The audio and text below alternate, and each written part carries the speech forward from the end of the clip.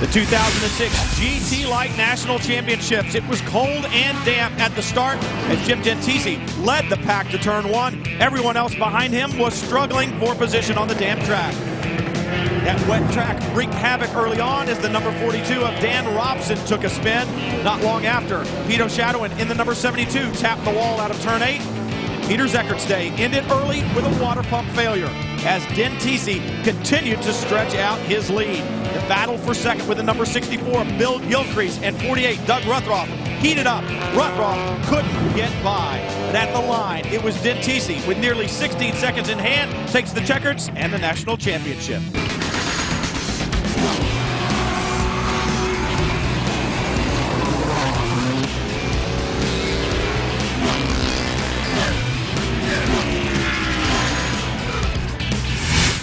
If you like 10 Top Racing with different manufacturers and different powertrain layouts, then you're going to love GT Light. Jimmy Burke makes his first runoff appearance at Topeka. He's been to the SCCA National Championships before, but he wasn't here last year. He's been very fast all season long in his Nissan Sentra, and you can't count him out. He's always a contender for the crown. Bill Gilcrease in his Mini, well, he was here last year, and he's made some significant handling improvements to his Mini. Don't count him out either. And Peter Zeckert, he's the only one of these three that has local track knowledge, and he is fast. Did I mention that? Don't count him out for the national title as well. Dorsey has more of the contenders in GT Light. Bill Penterick Jr. is the Northeast Division champion for the 4th year in a row. He brings his Nissan in with a very good record, 4 wins and a pair of seconds. Now, Chris Bovis took delivery of a new car, this Honda CRX, at the beginning of the year. The car was built by 4-time national champion Jim Decisive. In fact, they're sister cars, this and the championship car. How good is it? Well, how about 4 wins, including the June sprints, and 2 of those wins here at Heartland Park. Now, Mike Alexander is the Central Division champion. He comes in with 1 win, a new track record, and this car's running good over the weekend. Which of the cars will win? Well, we don't know that yet, but stay tuned. We'll find out.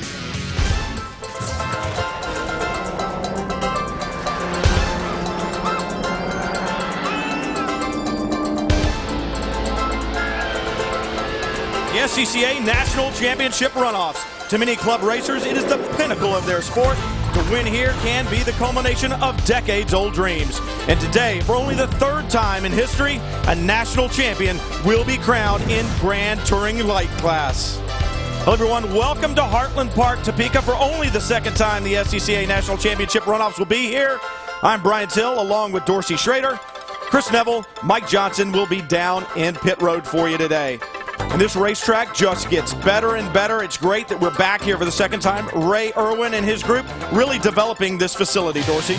A new configuration now, 2.5 miles in length, 14 corners, and they've eliminated the tightness down in turn 1 and 2. It's now very, very fast, leading you through 3, 4, and 5 section. It's kind of a rhythm section. When you get to turn 7, might be the most important corner on the track because it leads down the long back straightaway. There is no more bus stop anymore. Turn 8 and 9 very quick. And the racetrack is now much faster than it used to be. Well, it is a much faster racetrack, but these cars, Dorsey, they're the same, and they're great cars. Talk us about them. These are real race cars. They're highly modified. They're tube-frame chassis, and they have what they call a silhouette body, meaning that they make the car look like its street sister. But these, make no doubt about it, are race cars. Well, for more on the stories, let's head straight down to pit lane and Chris Neville.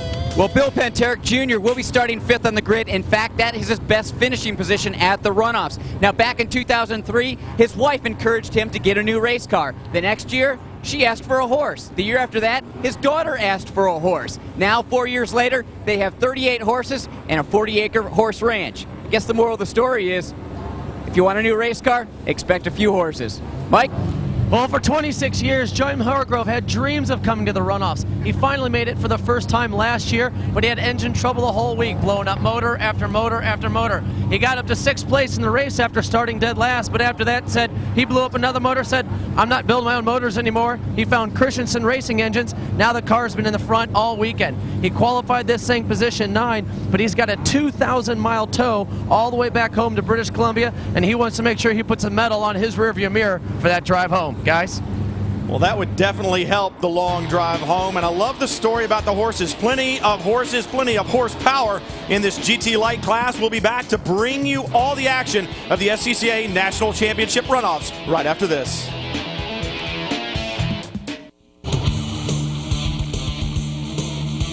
The 44th running of the SCCA National Championships, but only the third time that a GT Light champion will be crowned. Here at Heartland Park, Topeka, and the action, I would imagine it will be intense. Joe Christensen starts from the pole, his best runoff finish, a second. Then Bovis outside, his best runoff finish, a fourth. And then divisional champions Zeckert, Alexander, and Pinteric. They will definitely be fast today. When you get to the second page, Kirk Olsen, a champion, a former national champion in the GT5 class back in 1998. He would like to climb onto the podium here today, maybe claim another national championship.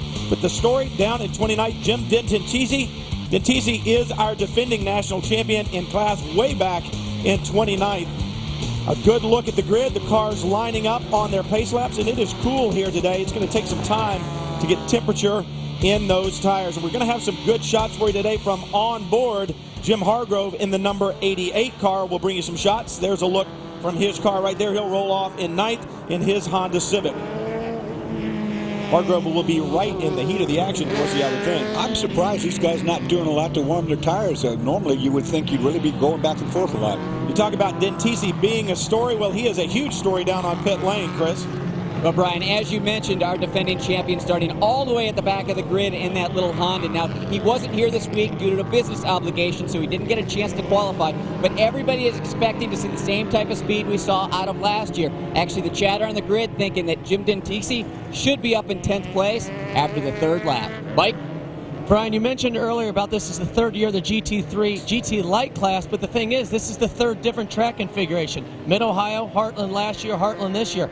All these guys are running old GT4 and GT5 cars, and they're still trying to figure out what's gonna work, what engine combination, tire combination, everything like that. Keep an eye on number 6, Lance Stout. He was really quick on the first day, had troubles the rest of the week, made a lot of changes, but he thinks he's finally come up to that correct formula for the GTL class at this track. We'll keep our ad on Stout and definitely on Dentisi. I mean, that's a great story, Dorsey, just showing up from the back of the grid. Now, story is that he was actually here, quote, testing a car for someone else last week. So Dentisi knows this racetrack. He went on the other configuration last year, so he's definitely has the track knowledge. Well, Jim Dentisi builds his own race cars as well. Not only his race car, but the guy in second place, Chris Bovis. That is his sister car to Jim's car. So he's going to get some valuable information from Bovis as well.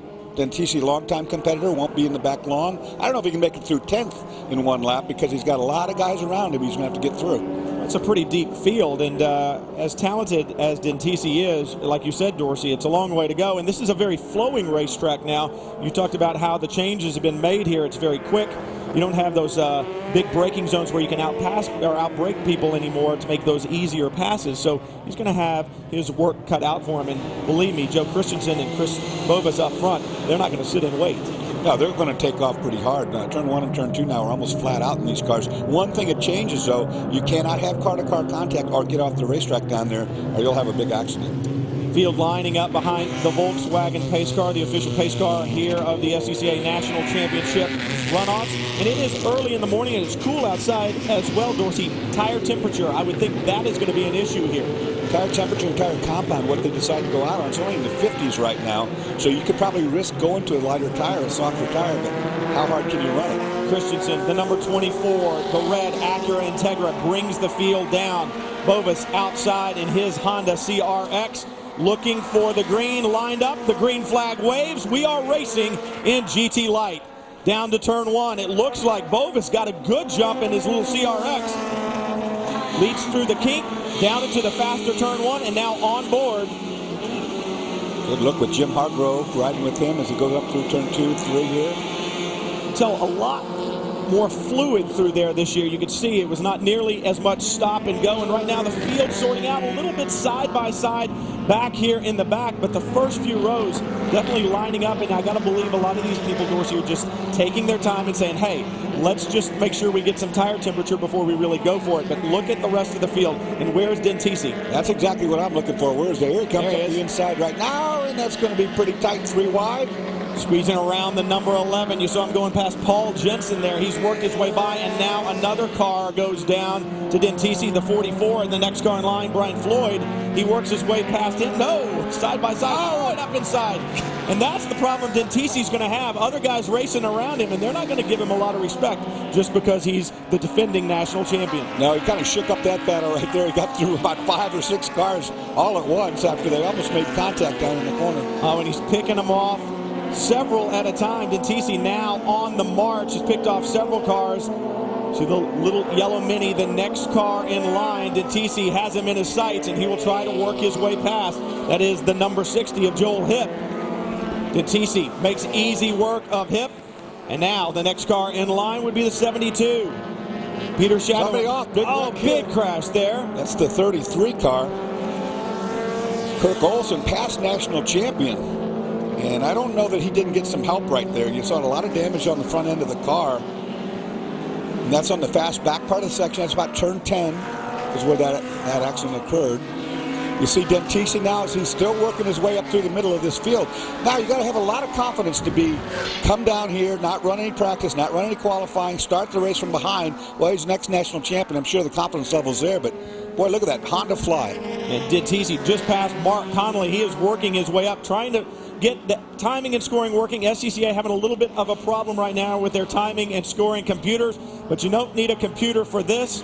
Bovis still leads the number 24 of Joe Christensen. That is the battle for the lead. You see Peter Zeckert holding on to third there, and this battle has pulled away from fourth, Dorsey, and it looks like it's maintained itself pretty well, but right there, Bovis off the apex a bit. And remember, Chris Bovis's car was built by Jim Decisive. It's an identical sister car to Jim's car. Of course, we're talking about Jim coming up through the pack, starting dead last. Bovis has had a very good year. This is the first year running this car. Christensen with a good run there, but right up in this area is where we saw the accident. Great battle here for the lead, Chris. Brian, you and Dorsey were just talking about tires, and these teams looking at 3 different compounds, that soft, medium, and hard. Most of the cars were on that medium compound this morning, and the drivers were saying with the very cool ambient temperatures and cloud cover, so there's no track temperature, it's going to take 2 or 3 laps to get some temperature in those tires. And as light as these cars are, the drivers are really going to be working the sway bars front and rear as those tires are coming in. It's not really a fuel burn situation, it's more just tire temperature. Boy, talk about temperature. I got to wonder if perhaps Joe Christensen isn't beginning to have some overheating, Dorsey. That was a lot of fluid out of the back of the car. I would think if he was really full of fuel and had a little overflow, we would have seen that on the first couple of laps, not this far in. Yeah, it definitely started spitting something out of the back of the car, and that's Peter Zeckert right there. Whatever it's spitting, he's getting it on the windshield right now. Won't be liking that a bit. Well, I wonder how much tape these guys are running on the front of the cars right now to make sure that they have the engine temperature that they need, because it is very cool today. Defending champion Jim Decisive in his Honda CRX, slicing through the field up to 11th. He is working his way towards the front. A great Grand Touring light battle here at the 44th running of the SCCA National Championships. Decisive trying to claim another one. Of course, it's going to be harder. Each position he takes is going to be harder because they're the faster cars up front. The battle continues up front. Christopher Bovis continues to lead in the GT Light class. Joe Christensen is second. Zeckert chasing him down. We'll be back for more action.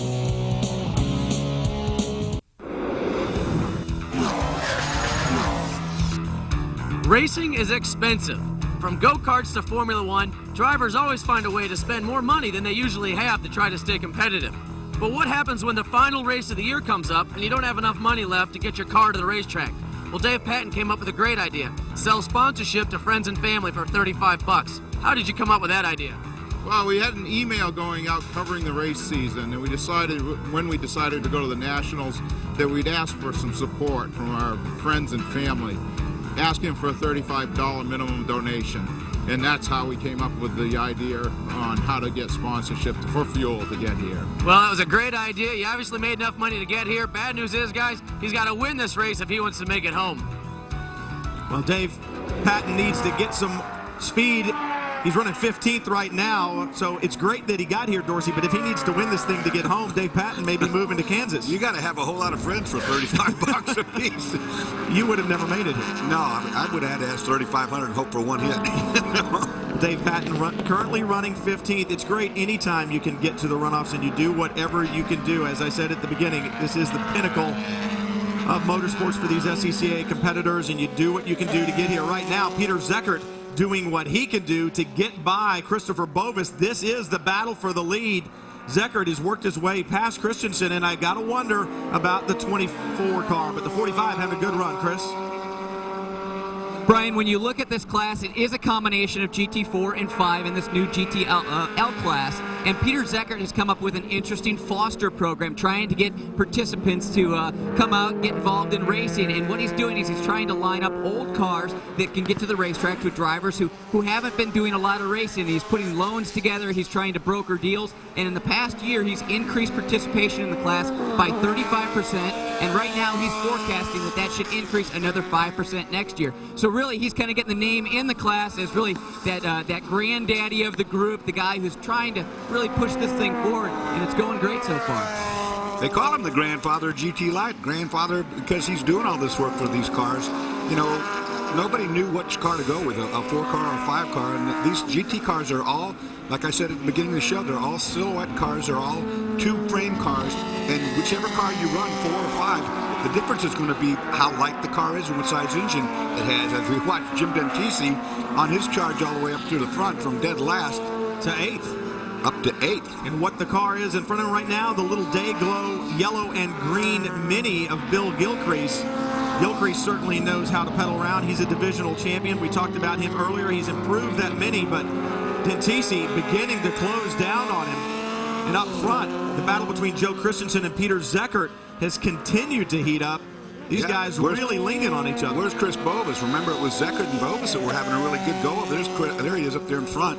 So Zeckert's dropped back from when we last saw him.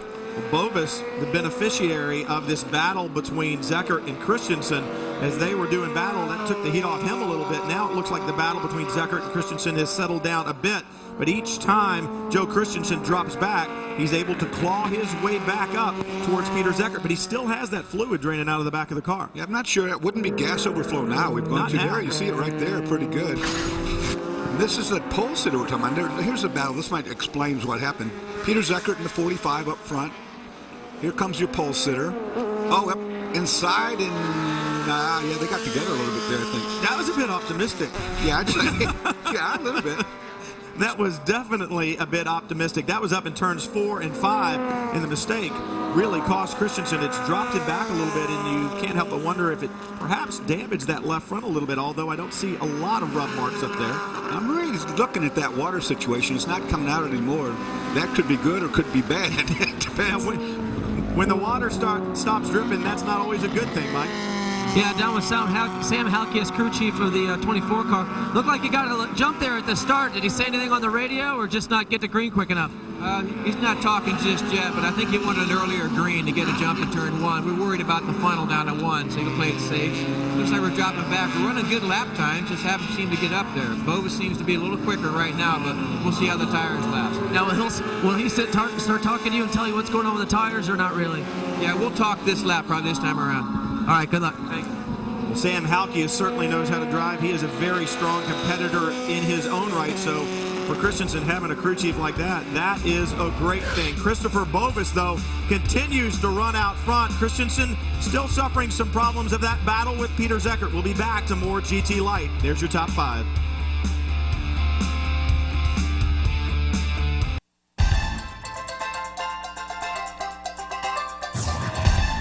The GT Light class, Grand Touring Light at the 44th running of the SCCA National Championship Runoffs. This is where the best of the Sports Car Club of America come to show their skills. We're seeing it today for the 3rd time in Grand Touring Light. Heartland Park, Topeka, Kansas.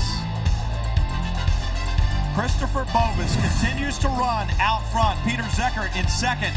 Joe Christensen, the top 3 right there all together, and it just seems like, Dorsey, Peter Zeckert and Joe Christensen having a hard time clawing their way back up to the bumper of Christopher Bovis. And hopefully they learned from the last skirmish that they had that by not making that pass, it dropped them way back. Now they've worked their way back to where they're contending again with Bovis for the win. But they have to be cautious about that. You know, you can't mess each other up. Jim Dentisi continuing to work his way up to 5th now. That pass was for 4th, so he is almost to a podium. He's got Bill Penterick Jr., the next car in line, and then he will be to the podium, and that is amazing considering he started at the back. Well, it's funny because Joe Christensen is the fastest car on the racetrack. He just ran a lap time of 1:44.8 up against Pete Zeckert's 45.3, and back there Dentisi, although he's having to pass all those cars, it's slowing him up to about a 47.40.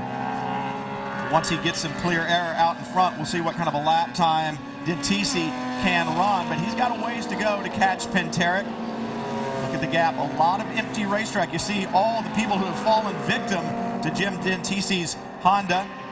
Well, now he's got, like you say, clear racetrack. He can really start running off some numbers. We'll watch the lap times. I'm sure his lap times will start dropping pretty considerably now. But that was a lot of clear racetrack in front of Jim Dentisi.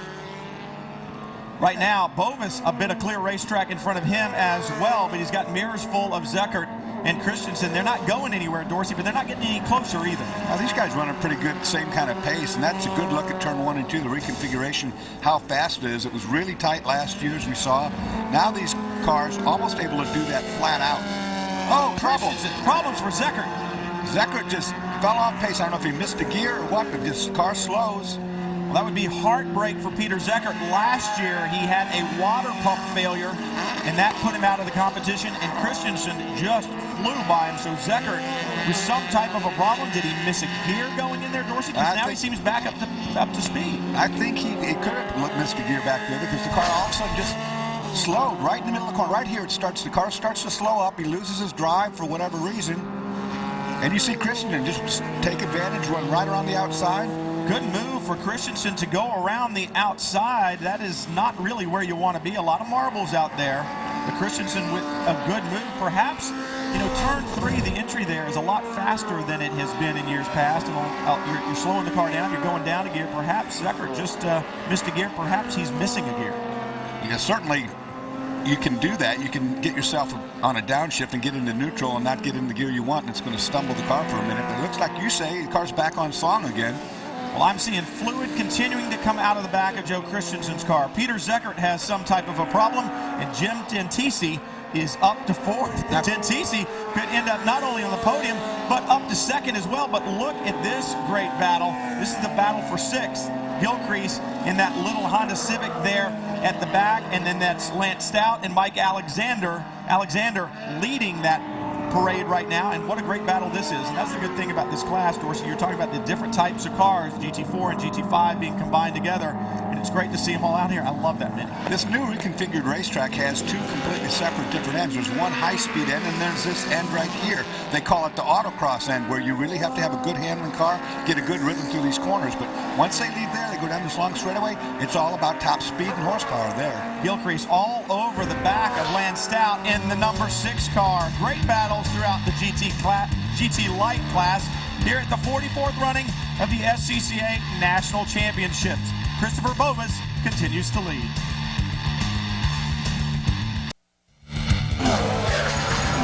The 3rd National Championship battle for the GT Light class. At the drop of the green, it was Christopher Bovis who got a great run on Joe Christensen. The pole sitter took the lead at the top of the green and has not looked back since. But good battles all throughout the racetrack, but a problem for the 33 car, Kurt Olson. He is a former national championship winner. He will not win one today. But look at Peter Zeckert in the 45. Joe Christensen in the red 24. Great battles all race long. Christensen will try to get underneath Zeckert, take the position back. Nope, not this time. Zeckert holds on. But in the last couple of laps, Zeckert into turn 3. A problem at the entry, well off song. Joe Christensen gets back by, and that is how they stand right now. Christopher Bovis continues to lead. Joe Christensen in 2nd. Zeckert has dropped back to 3rd. Well, we got to assume that something with Peter Zeckert's car is bad. Maybe, like you said, he's lost a gear. He could have lost his third gear, for instance, and be running second and fourth, but he's definitely falling. Halfway through, Bovis continues to lead. Mike Johnson, what do you have? Hey, George, your son Chris Bovis doing a great job right now. Did he get all this driving talent from you, or was it from his mother? I don't think so. I think he's eclipsed anything I ever aspired to already. He's a very good driver, and he seems to be keeping his head out there against two really talented drivers with him. All right, well, these guys are from Lawrence, Kansas, so this is just down the street for them, and they're just having a great time with their son running up front, and especially those other two cars having trouble. Christopher Bovis just worked his way past Paul Jensen, a lap car. That means they're starting to get into lap traffic here at the halfway mark, Dorsey. And the way this racetrack flows right now, you get balked by a slower car in one of these high-speed corners, you're going to lose a lot. Yeah, it really is so much different now. You've got the one end where it's real tight, and you can do some passing under braking, and then you have the high speed end that you're talking about, and you don't want to get stuck behind someone who's slow in the high speed end because it costs you percentage-wise so much more of the lap. If you want to race in GT Light, you can go buy a car, or you can just go take a lap with Jim Hargrove. Let's listen.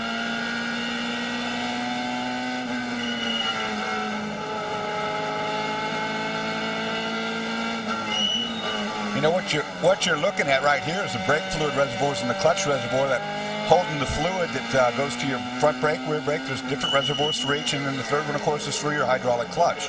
Hargrove right now running 14th. Got a good battle going right now. You see the car in front of him is Bill Partridge. Bill Partridge, a guy that my brother and I raced against 20-some-odd years ago. Bill's still at it. Great. Oh, look at this battle. Jim Hargrove trying to get underneath. Didn't have quite enough run on him that time.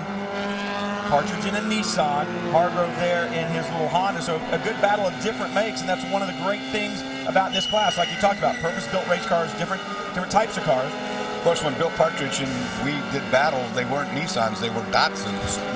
But it's the same thing. All right, Dorsey.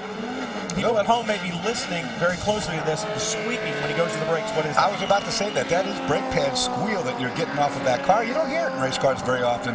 It's kind of strange to hear one like that. It's not metal-to-metal squeal. It's actually these brakes, metallic brakes, are just that noise is the brake being applied.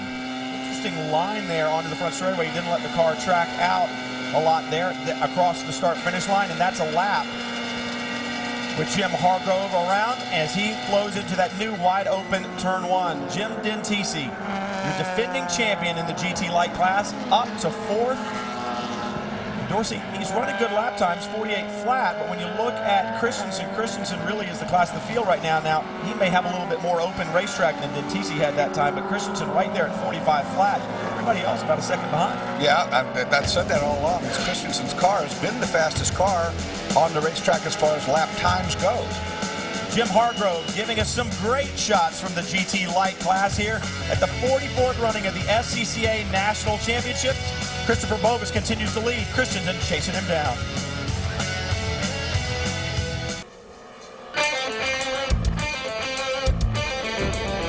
The SCCA National Championships, the GT Light Runoffs from Heartland Park, Topeka, Kansas.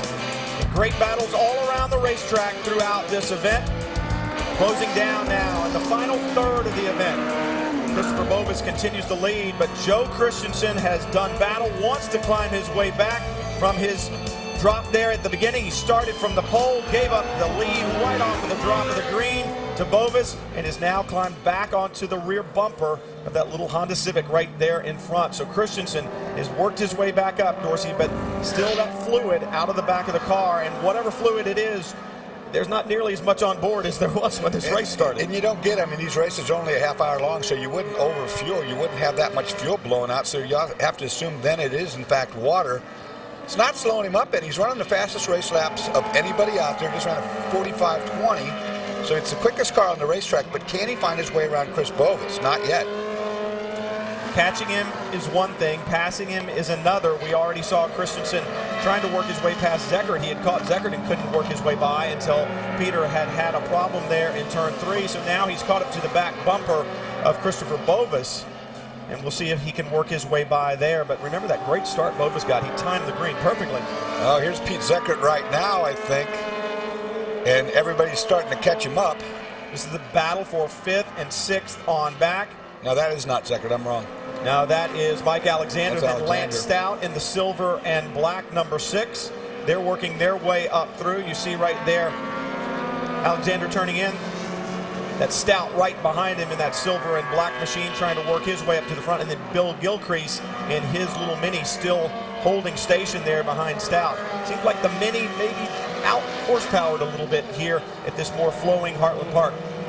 Well, it's kind of amazing. You know, you're looking at the lead cars. Chris Bovis and Christensen are running 45 laps.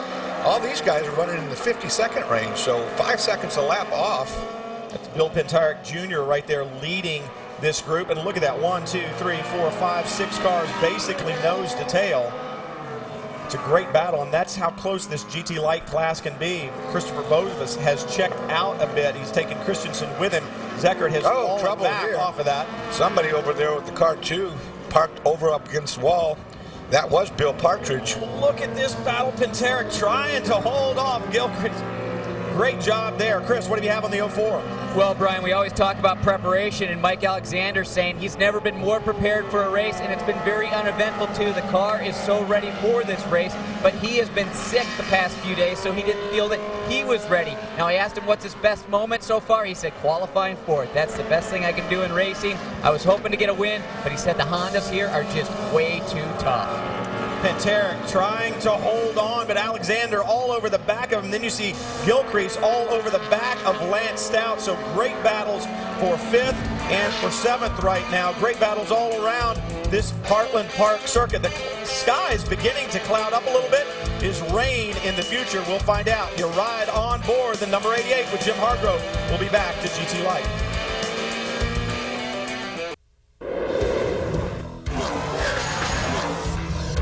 We've spoken with drivers who haven't missed the runoffs in 25 years. For Britt Brown, he hasn't been to the runoffs in 35 years. Britt, what were you driving back then? Chris, I was driving a Mini Cooper. This is a shot from Road America. I took a 3rd there, and I followed that up with an MG Midget in 1971. I took that to the runoffs for a 4th. I fought my way back after dropping a couple of wheels off. What brings you back after all these years? I had to come back. Heartland Park is my home track, and when I found out we were coming here, I wanted to take one more run at a podium. Talk about history. This is the guy who gave Dorsey his license. Well, that's relatively frightening. He seemed like a reasonably intelligent guy until I heard that. He was, in fact, my first driving school instructor all the way back in 1971 at Mid-America Raceways in Missouri. Looking here at the 43, who's just had a little problem as he goes around the high side. That's where the leaders are coming through. That was Christensen trying to work his way through, and Britt Brown just didn't see him. He gets out in the dirt, and he goes around. Now, Dorsey, you can be his driving instructor. You want to go up and after the race and tell him what he needs to do? Well, you look at the time mark right behind the 43. That's where Christensen got into him, you know. And then I think he just lost concentration. He went up the outside of the racetrack, spun the car on his own. But the danger was past. They'd already gone by. That was a long time ago he gave you his license. How long ago was it? That was 1971. You got to do the math. That's a long time ago. Problems for the 77 car. That's Dan Hall. You saw him off there in turn 14. He has had significant contact on the right front. He has with something for sure. He's been off. There, look, you can see it there. Right front damage. Tires down. Looks maybe... Report that the driver is okay, so that's good news. Dan Hall out of that car. Damage to the right front. We'll see if we can find out what happened to Dan. It's already been done. Yeah, well, the right front suspension broke. You just saw it right there, the wheel laid over. So the suspension broke, and that's what took off the hood and put him off in the ditch over there. Which is good that it broke in that corner. That's the slowest corner onto the racetrack coming onto the front straight, turn 14. So that's, you're going to have a problem. That's where you want to have it. So good news for Dan Hall that the damage isn't anymore. Oh, and look at that battle. Did you see Gilcrease there in his Mini side by side? A great battle back there in turns 1 and 2 as they just left the frame. That was some exciting stuff. Mark Ward got inside of him a corner before, and they went through that side by side. They were having a good battle of it. But look at this. Mike Alexander still trying to hold off Lance Stout. Stout just keeps catching back up, sticking his nose in, but he just can't get by Alexander. He's been able to hold him off, and Alexander beginning to lose ground to Bill Pentarek Jr. That battle has taken up too much of his time, and Pentarek is beginning to pull out a little bit there in front. Watch him work through some of the Faster corners there. You see the 04 Alexander seems to be a bit better in the high-speed stuff, but look at the battle up front. We talked about Christensen catching Bovis. Well, he's caught him, but he can't do anything with him. And look at Bovis sliding through turn 3. It's a 2-horse race. It's down to this now. These guys are running minute 45. Third place, Peter Zeckert's at a 150, Dentisi at 49. You called it. It's a 2-horse race. 27-second gap back to Peter Zeckert. It's going to come down to Christopher Bovis and Joe Christensen in GT Light. Back to the third running of the GT Light National Championship, the 44th for the SCCA, the third for this class. Look at the battle for the lead. Christopher Bovis still holding station in his number 18, his Honda Civic, but being pressured by Joe Christensen. Christensen now all over the back bumper. They have 27 seconds in hand, and look at Christensen up the inside. I saw a yellow flag, but that's a pass under the yellow. Had he made it, it would have had to been taken away from him. Great call by Christensen, waving yellow in that corner, and we're being told there is a full course caution on the racetrack. Well, guess what? 27 seconds. Then Peter Zeckert will be back in the game as well, although I think Zeckert has problems. Yeah, he's been turning lap times about 4 to 5 seconds This slower. is bad for Peter because he's going to fall victim to Dentisi because of the car not being 100%. This is the reason for the caution. They're going to come out, get the 77. We saw that documented, that right front suspension failure on that car. They got to get him out of there. He's in a dangerous area. And Jim Dentisi could very well be the story. This full course caution will bring him back up closer to these two cars, Christopher Bovis and Joe Christensen. Dentisi may have a very good shot at the podium now, although the field will be mixed up, Dorsey. There are going to be lap cars in there. Dentisi, too, has not run a lap time within 3 seconds of these lead two guys. Christopher Bovis and Joe Christensen are running up lap times at 1:45. That is really, really fast. Here's Dentisi. He's been running 49s, 1:49. 4 seconds lap slower, so I don't know that he's got the car to beat the two up front. Those guys are really running down some laps. Bovis with 4 wins so far in divisional competition this year, so he knows how to get the job done. So we'll see if he can hold on for his victory. His best finish at the runoffs has been 4th, but Dentisi, I mean, Dorsey, it's a monumental task that he undertook coming here without doing any laps. I don't care how much time you have on a racetrack. As the weather changes and as the rubber gets put down, don't forget, throughout all the classes that are running this weekend, 25 different classes, there is a completely different rubber compound being put down. But what we're being told now is that that pace car will be the first to see the checkered flag. That's not what we wanted at all. That means that the finish order is set, that Christopher Bovis will win his national championship. He'll be a happy guy. But Joe Christensen, Peter Zeckert, Jim Dentisi, the next guys in line, will not have a shot at trying to get by. Well, 16 laps in the book. They're working 17 right now.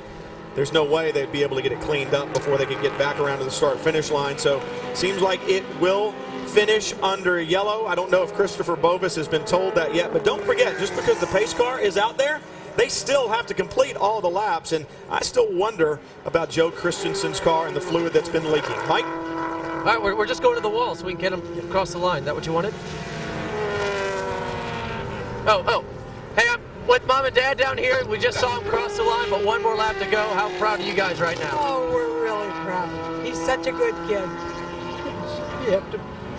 I'm excited. Right now, I'm just 1 lap less than perfectly proud. But I'm so happy for him. He's worked very hard this year, and this will be by far his very best year. If it ends the way it just went by, yeah, he has an undefeated season. And you guys have the whole family here, right? I mean, wife's here, the whole family up in the grandstands? They're up there, and his niece, she's 5 years old, she's here. His sister, we're all here. And being from Lawrenceville, Kansas, is going to be a great celebration in Lawrenceville tonight. Just need a KU win, right? Well, no, we're from Chicago. All right, over to Chris. Well, over with Joe Christensen's crew, Sam Helkia. Sam, obviously you thought Joe had a chance for the win, but this caution takes that all away. Yeah, I think the last couple laps he'd have had him. He was ready to go. He talked to me, said he's got something for him. He's been so close the last couple years. How disappointed is Joe going to be? He'll be all right. He's a good-natured Canadian boy. He'll be just fine. Sorry to see it end this way. Oh, woulda, shoulda, coulda. Well, this saves Pete Zeckert the third-place podium spot because I don't think he would have had it. In the meantime, the Bovis family have been around racing a real long time. In fact, they were there when I was running many years back. George, one of the area directors. So it's good. Onto the front straightaway. For the final time, the checkered flag waves. For the third time in history, we have crowned a champion, a national champion in the GT Light class. And emotion runs deep on pit lane for Christopher Bovis and his family, and that is great news for them. And for him, maybe the caution was the savior, because we saw how fast Christensen was, but I wondered about the health of that car. They've gotten him around, and for Peter Zeckert, that full course caution was definitely a savior. It kept him on the podium, so Zeckert makes amends for his DNF in 2006. He'll come home third. Christopher Bovis takes the spoils of the champion.